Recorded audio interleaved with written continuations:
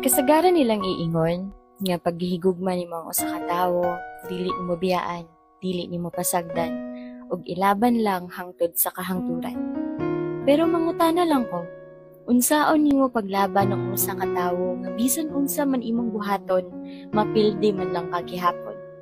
Dili ra ka usa, dili ka duha, ug dili ra ka tulo. Kadaghan na kaayo nimong giingon sa akua nga gihigugma ko nimo.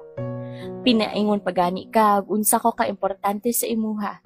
Ug kay lagi, pinangga man ti ka, nituusad ko, nisalig na sad ko nimo. Naglibog lang jud ko, kay nganong sa kada pag-ingon nimo I love you, lahi man sad ng mga gipakita nimo. Love ko nimo pero kaya ko nimong antuson. Love ko nimo pero kinahanglan pa na akong manglimos sa imong oras ug atensyon. Ingon ka, sabton rati ka. Wala ko'y reklamong nisunod kay love lagi ka. Pero hangtod kanus ako magsige na lang og sabot nimo. Hangtod kanus ako maghilak na lang sa dago. Hangtod kanus ba nimo gustong mulaban ko. Hangtod kanus ako nimo pahulaton sa imong pagbag-o. Hangtod kanus pa man tubago ng akong pag-ampo nga unta ang imong mga giingon og ipakita magtugma na.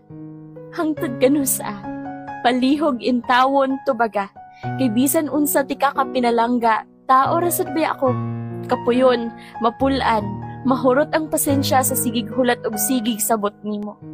Kay kabalo ka, murag dili na kumutuo anang ingon nila nga pag love nimo ang usa ka tawo, dili nimo dapat biyaan, kay dapat lang ampingan ug ilaban hangtod sa kahangturan.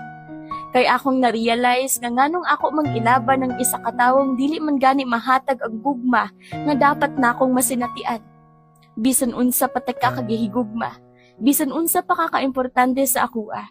Kung dili ko nimo kayang tarungon og mahatagan og importansya, magpasensyahay na lang ta, kay mubiya na gyud ko, kay gikapoy nako magpakatanga nimo.